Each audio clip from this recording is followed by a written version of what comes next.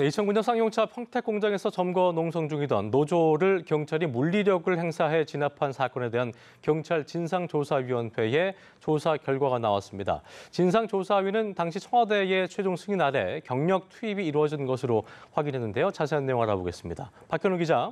네, 쌍용자동차 경기도 평택 공장에서 2009년 8월 있었던 경찰의 노조 진압 작전은 이명박 정부의 최종 승인 아래 이루어진 것으로 확인됐습니다. 강일학 당시 경찰청장과 조현호 경기경찰청장 등에 대한 대면 조사를 진행한 진상조사위는 이 같은 내용의 조사 결과를 발표했는데요. 당시 경찰의 최종 결정권자였던 강 전 청장은 일반 시위 현장에 경찰 특공대를 투입하는 작전 자체가 위험하기도 하고 노사가 자율적으로 해결해야 할 노동쟁의에 경력을 투입하는 건 적절치 않다는 판단에 따라 투입을 승인하지 않았던 것으로 전해집니다. 하지만 당시 현장을 지휘했던 조현호 전 경기청장은 강 전 청장이 이처럼 반대하자 청와대로 직접 연락을 취해 승인을 받아 작전을 지시한 것으로 조사됐는데요. 청와대 승인 이후 현장에는 지상으로 기동대가, 공중으로는 경찰 특공대가 투입돼 진압작전을 수행했습니다.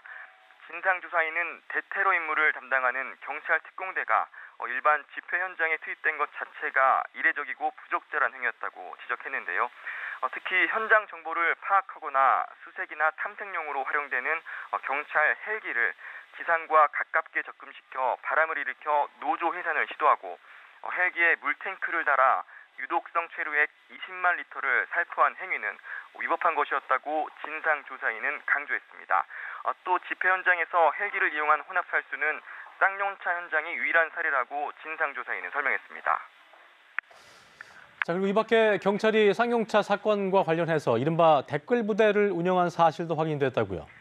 네, 진상조사위는 2009년 7월 조현호 전 청장 지시로 당시 경기경찰청 소속 정보경찰 등 경찰관 50여 명으로 구성된 쌍용차 인터넷 대응팀이 운영된 사실도 확인했습니다.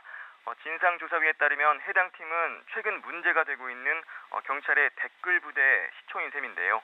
인터넷 대응팀은 인터넷 기사 등에 실시간으로 댓글을 달고 게시물을 올려 쌍용자동차 파업과 관련해 편향적인 여론을 조성한 것으로 드러났습니다.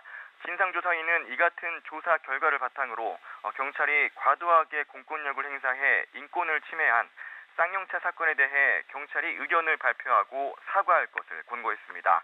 또 당시 정부의 최종 승인 아래 공권력 투입이 이루어진 만큼 정부도 피해자와 가족들에게 사과하고 진압 과정에서 망가진 헬기 등에 대한 피해를 보상하라며 노조를 상대로 낸 손해배상 청구 소송 등을 취하할 것을 권고했습니다. 지금까지 보도국에서 전해드렸습니다.